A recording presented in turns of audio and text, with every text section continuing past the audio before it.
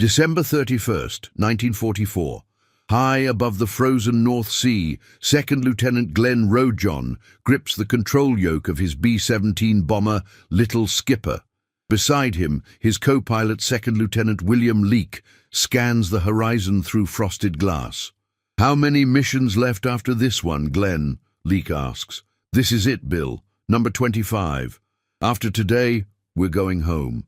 Rojon allows himself a brief smile. 25 missions. The magic number. Survive this one and he'd see his family again. But first, they had to bomb the oil refineries in Hamburg.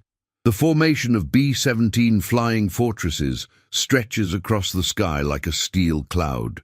40 bombers, 400 men, all heading into the teeth of Nazi Germany's defenses. Rojon's squadron flies in tight formation, each plane just 50 feet from the next. Approaching German airspace, the navigator calls over the intercom. 10 minutes to target. Then it begins. Black puffs of flak explode beneath them, each burst a deadly flower of shrapnel. The German anti-aircraft guns have found their range. Rojon watches in horror as a B-17 in the lead squadron takes a direct hit. The bomber's wing tears away, and the plane spirals downward, trailing smoke. "Jesus Christ," Leake whispers. Another explosion. Another B-17 falls. "Stay tight," Rojon commands his crew. "Keep the formation." The flak intensifies. It's the heaviest Rojon has ever seen. The air itself seems to be tearing apart around them. Through the chaos, he spots the smoke marker over the docks, the signal to release their bombs. "Bombardier, you see the target?" "I see it," Sergeant James Shirley responds from the nose. "Bomb bay doors opening." Ahead of them, a B-17 called Fool's Rush In takes a direct flak hit. The bomber lurches violently to the right, completely out of control. Rojon's eyes widen as he watches it collide with another B-17. Cramps tramps. The impact is catastrophic. Cramps tramps breaks in half. Both bombers begin their death spiral toward the earth. "They're gone," Leake says, his voice hollow. "Nobody could survive." "Wait!" Rojon leans forward. "I see parachutes!" "Count them, Bill. 3, 4, 6. 6 chutes. 6 men somehow thrown clear in the collision. 6 miracles falling through the flak-filled sky. But there's no time to celebrate. The mission isn't over. "Bombardier, confirm bomb release." "Bombs away!" Through the open bomb bay doors, a string of 500-pound bombs tumbles toward Hamburg. The Little Skipper lurches upward, suddenly lighter.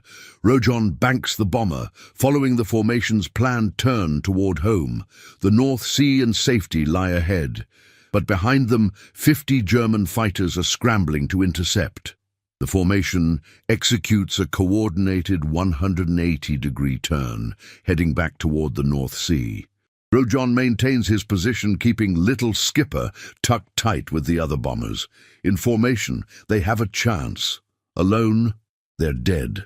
"Pilot to crew, stay sharp. We're not out of this yet." From his position in the ball turret beneath the bomber, Sergeant Joe Russo calls up, "Skipper, how'd we do on the target?" "Dead center, Russo. You should have seen it." Russo makes the sign of the cross. "Thank God. Maybe this war will end soon." "From your lips to God's ears," Rojon mutters. The intercom crackles. "Bandits! 12 o'clock high!" Rojon's blood runs cold. Through the windscreen he sees them, sleek silver shapes moving impossibly fast. Mi-262 jet fighters, the Luftwaffe's newest weapon. "Here they come!" the top turret gunner shouts. The first jet screams through the formation at over 500 miles per hour, its 4 30mm cannons spitting fire. Rojon feels the Little Skipper shudder as the jet's slipstream rocks the bomber. Tracer rounds slice through the formation, and another B-17 begins trailing smoke. "Too fast!" the waist gunner yells in frustration. "Can't get a bead on them." The Mi-262 arcs away in a wide turn, its jet exhaust leaving twin contrails against the blue sky. Before the American gunners can track it, the jet has vanished. But the jets are just the first wave. "Bandits at 3 o'clock, conventional fighters." A swarm of Bf-109s and FW-190s tears into the formation from the side. These are the workhorses of the Luftwaffe, slower than the jets, but deadly in the hands of experienced pilots. They come in pairs, one high and one low, their machine guns and cannons blazing. The air fills with tracers.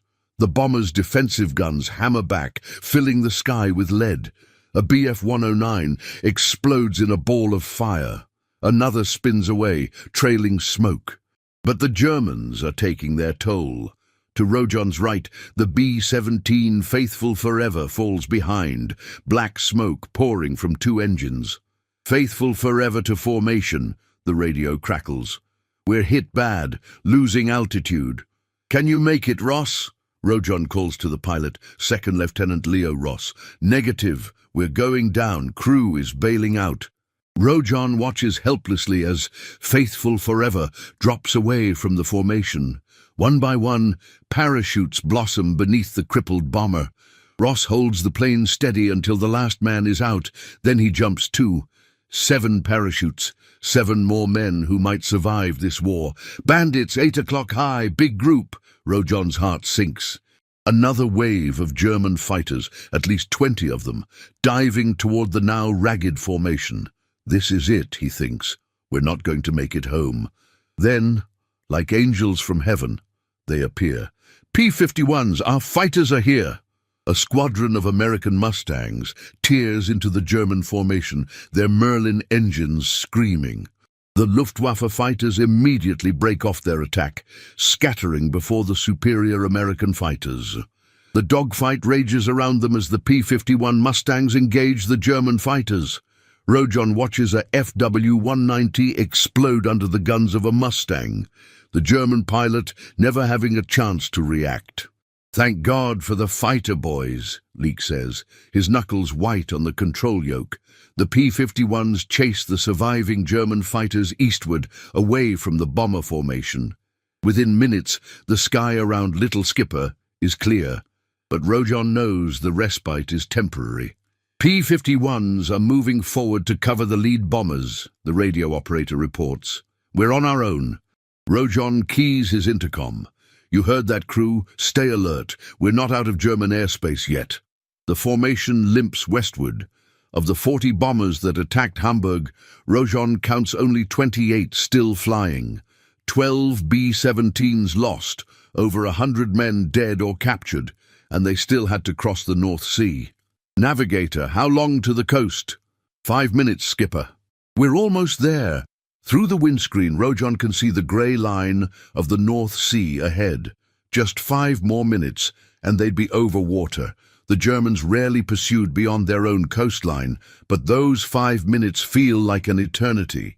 The bomber shakes violently. Rojon fights the controls as turbulence from a winter storm batters the formation. The tight box formation begins to loosen as each pilot struggles to keep his aircraft steady. "Stay together," Rojon calls over the radio. "Don't break formation." But the turbulence is too severe. The bombers drift apart, gaps opening in their defensive box. Gaps that enemy fighters could exploit. "We're over the coast," the navigator shouts. "We made it." Rojon allows himself a breath of relief. Below, he can see the white-capped waves of the North Sea. Behind them, the German coastline recedes. They're going to make it home. They're actually going to bandits, 11 o'clock low. Bandits at 1 o'clock high. No. A fresh wave of German fighters, at least 30 of them, roars up from airfields at Bremen and Oldenburg. They must have been scrambled when the American formation was spotted heading back to the coast. Now they're here, and the American bombers are scattered and vulnerable. "Where are our fighters?" Leake shouts. "Too far ahead. They're covering the lead group." The German fighters tear into the scattered formation with savage fury. A Bf-109 flashes past Rojon's windscreen so close he can see the pilot's face. The bomber to his left explodes, hit in the bomb bay by a 20mm cannon shell. Evasive action. Rojon throws Little Skipper into a hard bank, trying to stay with what's left of the formation. But the turbulence and the attacking fighters make it impossible. All around them, B-17s are dying. Some explode. Others spiral downward, trailing fire. A few manage to hold together long enough for their crews to bail out. We need to close up the formation, Rojon calls over the radio. Tighten up. Give them less room to attack. The remaining bombers struggle to reform their defensive box, but the German fighters are relentless. They attack from every angle. Head-on passes that test the nerves of the pilots, diving attacks from above, and low-side runs that target the vulnerable belly of the B-17s. In Little Skipper's ball turret, Joe Russo tracks a Bf-109 as it screams past. His twin 50-caliber machine guns hammer away, but the German is too fast, too agile. The fighter rolls away untouched. "Can't hit these bastards," Russo shouts over the intercom. "Keep trying," Rojon responds. "Make them think twice about attacking." A Bf-109 makes a head-on pass at the formation, its nose lit up with muzzle flashes. Rojon instinctively ducks as cannon shells tear through the air around them. One round punches through the windscreen, missing Leek's head by inches. Freezing air screams into the cockpit. "You okay, Bill?" "Still here," Leek shouts over the wind. Ahead of them, flying in the lead position of their small group, is the B-17, 9 lives. The bomber has earned its name. It's survived more close calls than any other plane in the squadron. Its pilot, Second Lieutenant Robert McNabb, is one of the best in the group. "McNabb's holding steady," Leek observes. "We just need to stay on him."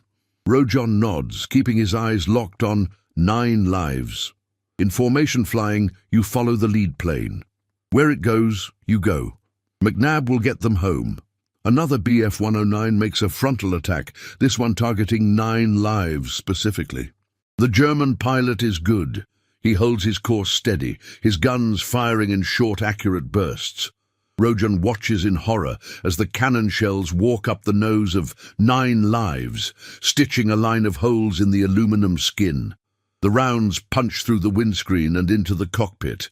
Inside 9 lives, McNabb and his co-pilot, Second Lieutenant James Vaughan, are killed instantly. Neither man has time to cry out. McNabb slumps forward over the control yoke while Vaughan falls back in his seat, but the bomber's 4 engines continue to run, the propellers keep spinning, and with McNabb's dead weight pressing against the controls, 9 lives continues to fly. In the back of the bomber, the crew doesn't know their pilots are dead. They're too busy fighting off the German fighters, their guns blazing at every target that appears. "Good shooting, boys," the tail gunner calls, watching a FW-190 spiral away, trailing smoke. In the cockpit of Little Skipper, Rojon tries to maintain position behind 9 lives, but something is wrong. The lead bomber is drifting slightly upward, its nose rising. "Bill, you see that?" "Yeah, McNabb's climbing. Why would he climb?" "I don't know. Maybe he's trying to get above the fighters." But 9 lives keeps climbing, slowly but steadily, and it's drifting back closer and closer to Little Skipper. "McNabb, what are you doing?" Rojon calls over the radio. "You're coming back into us." No response. "McNabb! McNabb! Respond!" Still nothing. In another B-17 flying nearby, Captain Ethan Porter watches the 2 bombers converge. He realizes what's happening. McNabb must be dead. The bomber is flying on autopilot, with a dead man's weight on the controls. "Little Skipper, break away," Porter shouts into his radio. "McNabb's dead, get out of there." But it's too late. At exactly 12:44 p.m., 9 lives rises up beneath Little Skipper like a breaching whale. The top of 9 lives punches into the belly of Rojon's bomber with a sickening crunch of tearing metal. The impact throws Rojon forward against his harness. His hand is ripped from the throttles. Leek's knees slam into the control yoke, nearly breaking it. "What the hell?" Rojon shouts. The entire bomber shudders and groans. Alarms begin wailing. The aircraft lurches violently to the left, and Rojon has to fight the controls to keep from rolling over. "Pilot to crew, report!" "What just happened?" From the waist gunner's position, Sergeant Carl Elkins stares in disbelief at the chaos around him. The floor of the bomber has been torn open, and through the jagged hole he can see another B-17. Its top turret is literally inside their aircraft. "Skipper, we've been hit. There's another fort inside us." "What? Say again?" We collided with another B-17. We're stuck together. Rojon looks left, then right, then cranes his neck to look back. Through the side window he can see the tail of 9 lives, extending behind and below them. The 2 bombers are locked together, flying as one grotesque machine. Holy Mother of God, Leek whispers. We're stuck to them like mating dragonflies. Rojon's mind races. This is impossible. 2 bombers, each weighing 65,000 pounds, locked together in mid-air. The aerodynamics alone should tear them both apart, but somehow impossibly they're still flying. Pilot to crew, damage report, now! The responses come in rapid succession. The radio operator, the navigator, the bombardier, all report they're okay. The waist gunners are shaken but unhurt. The tail gunner is fine. But there's one voice missing. Russo, Joe, you there? Silence. Russo, respond. In the ball turret beneath Little Skipper, Joe Russo is trapped in a nightmare. The collision drove the top turret of 9 lives up through the floor of Rojon's bomber, crushing Russo's turret in the process. The metal sphere that was his fighting position is now a twisted cage of aluminum and steel. Russo tries to move, but he can't. His legs are pinned. The turret's manual crank, his only way out, is bent and useless. Through the shattered plexiglass he can see the ocean 15,000 feet below. He's trapped, and he knows what that means. Skipper, Russo finally responds, his voice eerily calm. I'm stuck down here, turret's crushed, I can't get out. Rojon closes his eyes. No, not Russo, not like this. Hold on, Joe, we'll figure something out. But even as he says it, Rojon knows it's a lie. There's no way to free Russo from the outside, and with 9 lives locked beneath them, there's no way for Russo to escape from the inside. In the ball turret of 9 lives, Sergeant Edward Woodall has his own problems. The collision knocked out all power to his turret. He's in complete darkness, with no hydraulics and no electricity. His only hope is the manual crank. Woodall grabs the crank handle and begins turning. It's agonizingly slow, but inch by inch the turret rotates. Finally, the hatch aligns with the fuselage, and Woodall pulls himself up and out. He collapses on the floor of 9 lives, gasping for breath. Then he looks up and sees the impossible, the belly of another B-17, just inches above his head. Twisted metal and torn aluminum surround him. And there, trapped in the wreckage, he sees Joe Russo. Their eyes meet through the tangle of metal. 2 men, separated by a few feet and a wall of twisted aluminum. Woodall raises his hand in a helpless gesture. Russo nods slowly, understanding. There's nothing anyone can do. Russo makes the sign of the cross and begins to pray. Hail Mary, full of grace, the Lord is with thee. In the crushed ball turret, Joe Russo continues his prayer. His voice comes through the intercom, clear and steady despite his terror. Blessed art thou among women, and blessed is the fruit of thy womb, Jesus. In the cockpit, Bill Leek listens to Russo's words. Each syllable feels like a knife in his chest. He's listening to a man prepare to die, and there's nothing he can do about it. Leek reaches up and removes his headset, cutting off the sound of Russo's prayers. He can't bear it anymore. Later, he would say it was the hardest moment of the entire flight, knowing Russo was down there, alone with his God, and Leek was invading that sacred privacy. Bill, Rojon shouts, snapping his co-pilot back to reality. I need you here. Help me hold this thing steady. Leek puts his headset back on and grabs the control yoke. The 2 bombers are descending slowly, locked together in their death spiral. They've already dropped from 20,000 feet to 15,000 feet, and they're still falling. We're losing altitude fast, Leek reports, checking the instruments. And we've got a bigger problem. He points out the left window. The #1 engine of 9 lives, the outboard engine on the left wing, is on fire. Flames lick back from the cowling, growing larger by the second. Jesus Christ, Rojon mutters. That fire spreads to the fuel tanks. We're done. He keys the intercom. Pilot to crew, we've got a fire on the lower aircraft. It's going to spread. Everyone prepare for bailout. What about Russo? The navigator asks. Rojon's jaw tightens. We're working on it. But they're not working on it. There's nothing they can do. The fire is spreading, the aircraft are falling, and Joe Russo is trapped in a metal coffin. Rojon tries everything he can think of to separate the two bombers. He advances the throttles of Little Skipper, trying to pull away from 9 lives. The engines roar, the propellers claw at the air, but the two aircraft remain locked together. "It's not working!" Leek shouts over the engine noise. Rojon pulls back the throttles and tries the opposite. He cuts power completely, hoping 9 lives will fall away. But the dead weight of the lower bomber just drags them down faster.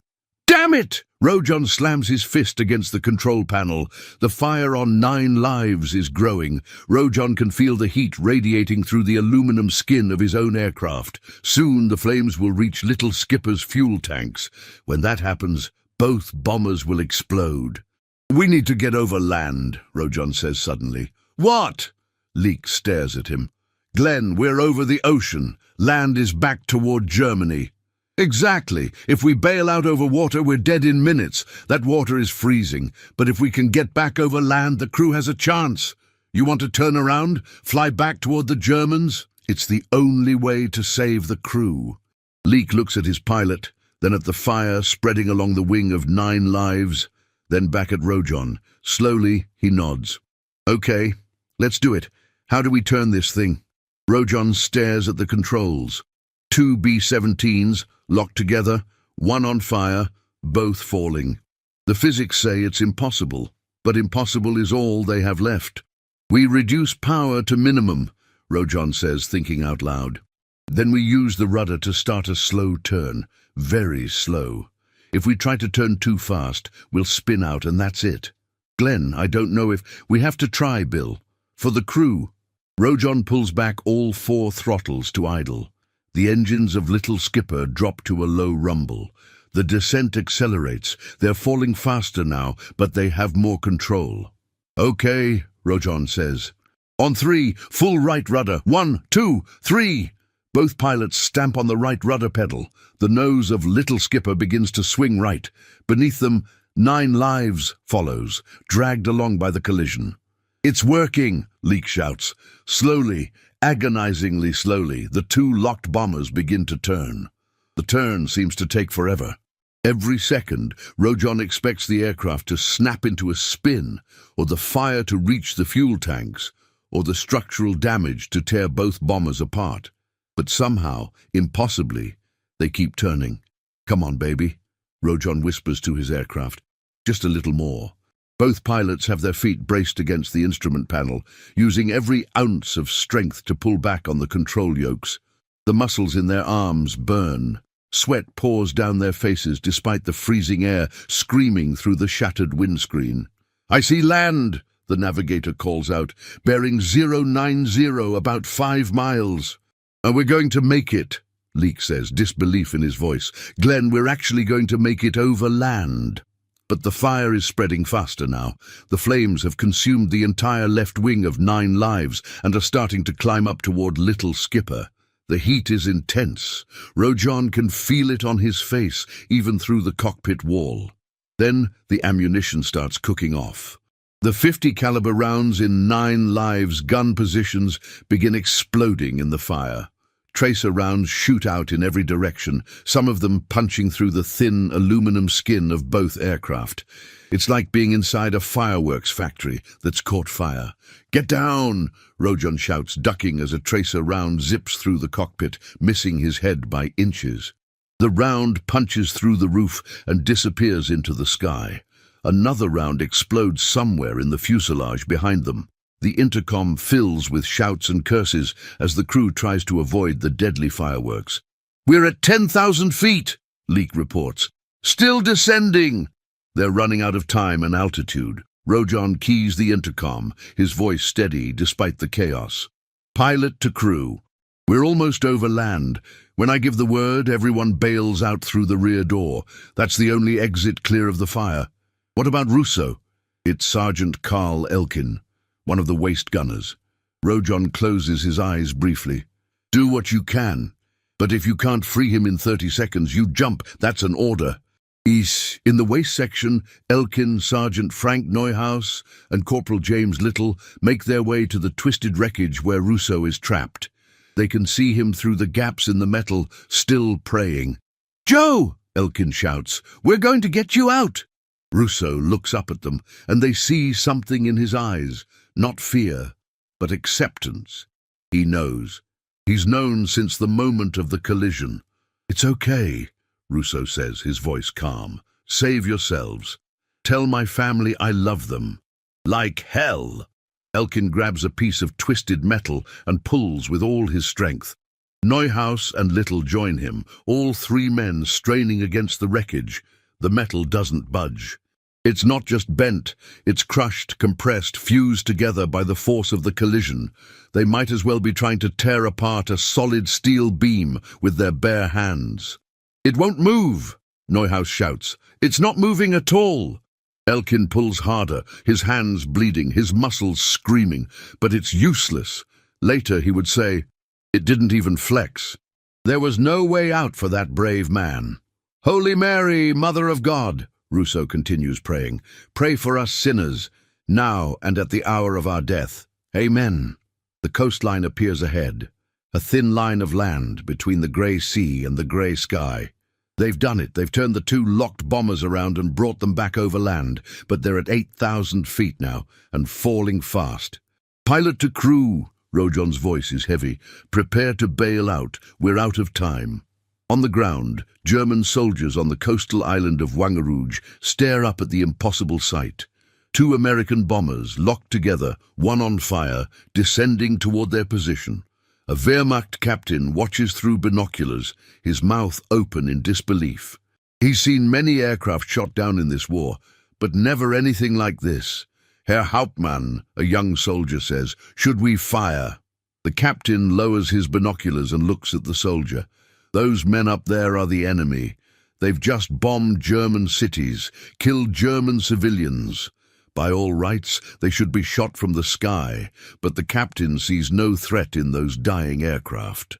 He sees only doomed men, struggling against fate itself. 9, the captain says quietly. "Hold your fire. Those poor souls have no chance. Let them die in peace." The order spreads along the German positions. Guns that were tracking the bombers lower their barrels. The Germans watch in silence as the burning aircraft descend. At 6,000 feet, Rojon gives the order. "Bail out! Everyone out now!"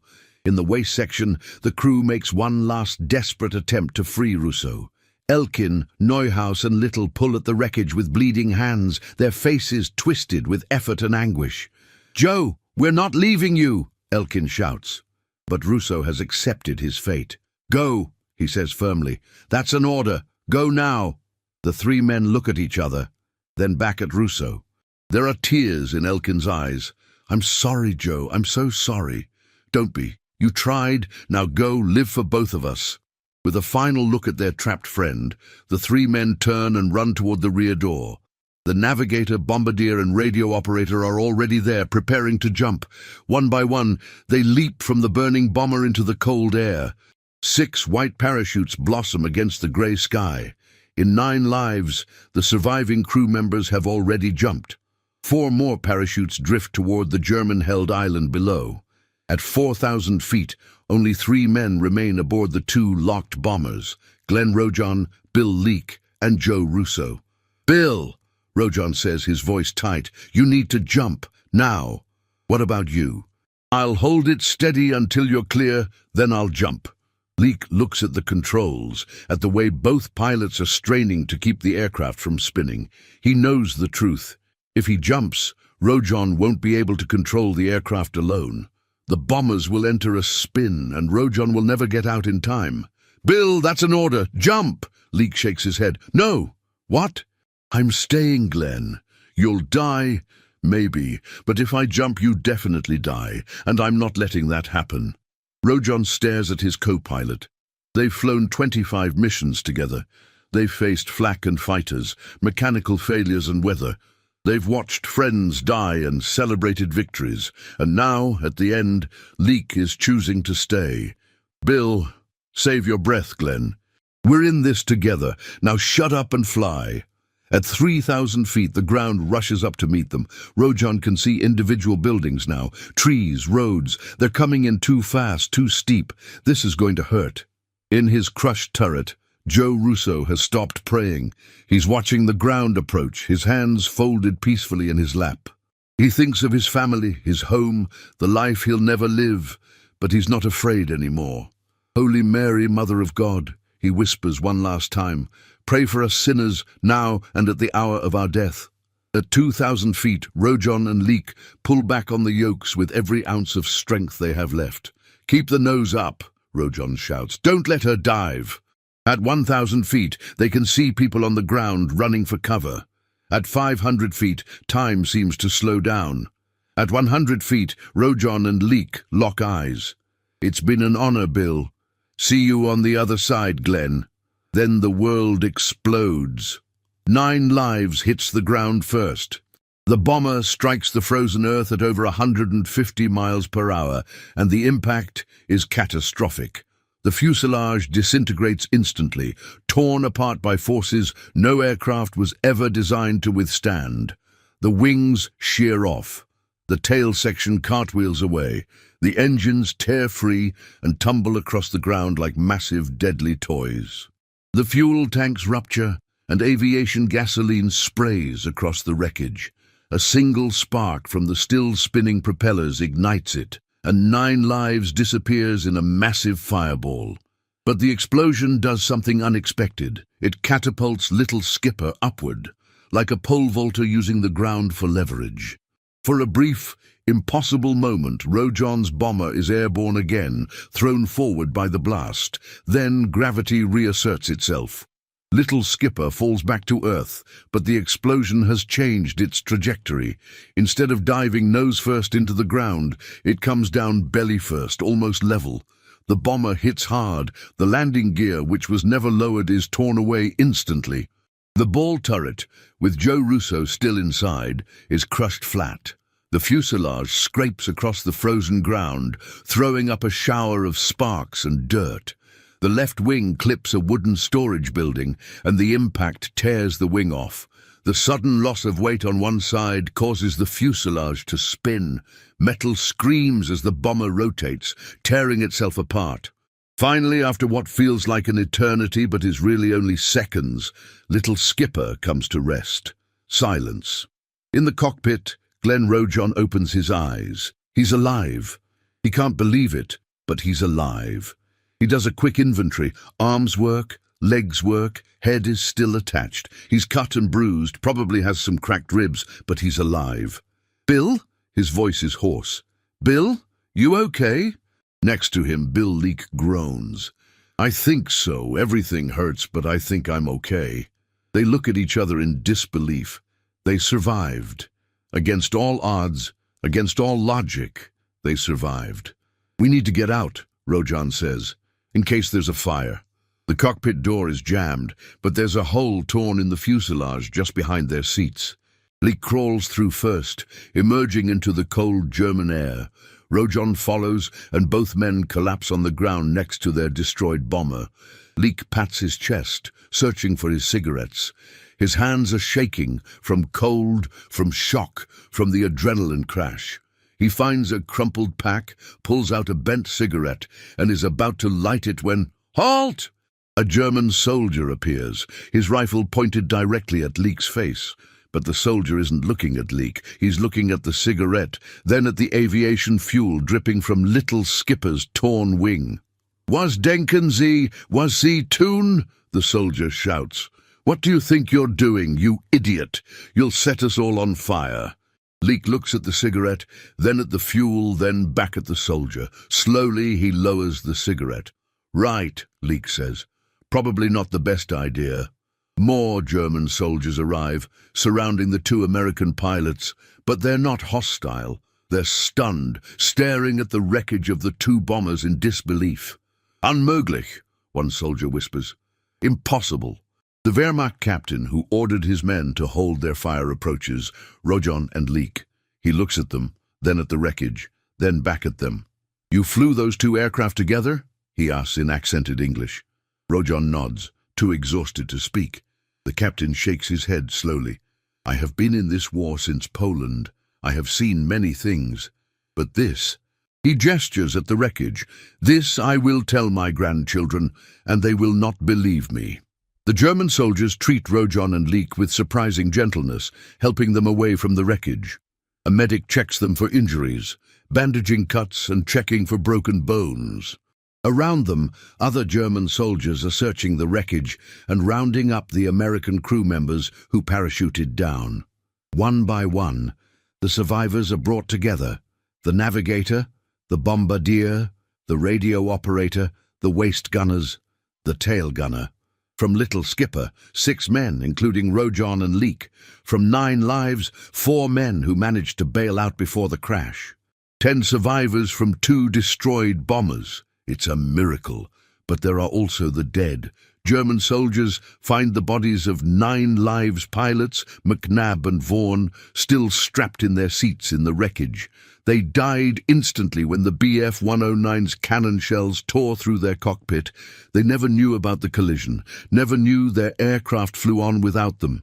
And they find Joe Russo, still in his crushed ball turret. His hands are folded in prayer, his face peaceful. He died on impact, mercifully quick.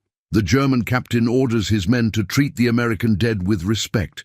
They're covered with blankets and laid out in a row. Later, they'll be buried with military honors. Rojon stands over Russo's body, his head bowed. He thinks about the young man's voice over the intercom, calmly reciting his prayers as death approached. He thinks about how Russo never panicked, never screamed, never begged. He faced his end with courage and faith. "I'm sorry, Joe," Rojon whispers. "I'm so sorry." Bill Leek puts a hand on his pilot's shoulder. "You did everything you could, Glenn. We all did. It wasn't enough." "No, but we saved 10 men. 10 men who are alive because you refused to give up. That has to count for something." The survivors are loaded onto trucks and taken to a POW camp. They'll spend the rest of the war as prisoners, but they'll survive. In May 1945, they'll be liberated by advancing Allied forces and sent home. Glenn Rojon will receive the Distinguished Flying Cross for his actions that day. The citation will praise his extraordinary achievement and outstanding courage in bringing the 2 locked bombers back over land, saving the lives of his crew. But Rojon will never feel like a hero. For the rest of his life, he'll think about Joe Russo, trapped and praying while Rojon flew on helplessly. He'll think about McNabb and Vaughan, killed in an instant. He'll think about all the men who didn't make it home. When people ask him about the flight, about the impossible maneuver, about the miracle of survival, Rojon always says the same thing. "I owe my life to Bill Leek. He's the real hero. He refused to jump when he had the chance. He stayed with me, knowing we'd probably both die." That's courage. That's what a hero looks like. And Bill Leek, when asked about his decision to stay, simply shrugs. "Glenn's my pilot, my friend. You don't abandon your friends. Not ever." Years later, Rojon's daughter, Cindy, will write a book about her father's experience. The Piggyback flight pilot's journey. In it, she'll document every detail of that incredible day. The mission, the collision, the impossible turn, the crash, the survival. But the book's real message isn't about flying or combat or even survival. It's about the bonds between men in war. It's about loyalty and sacrifice. It's about ordinary people doing extraordinary things when everything is on the line. On December 31st, 1944, 2 B-17 flying fortresses collided over Nazi Germany. By all rights, everyone aboard should have died. But through skill, courage, and sheer determination, 10 men survived. It remains one of the most incredible stories of World War II, the day 2 bombers flew as one, and 2 pilots refused to give up, no matter the odds. The story of the Piggyback flight.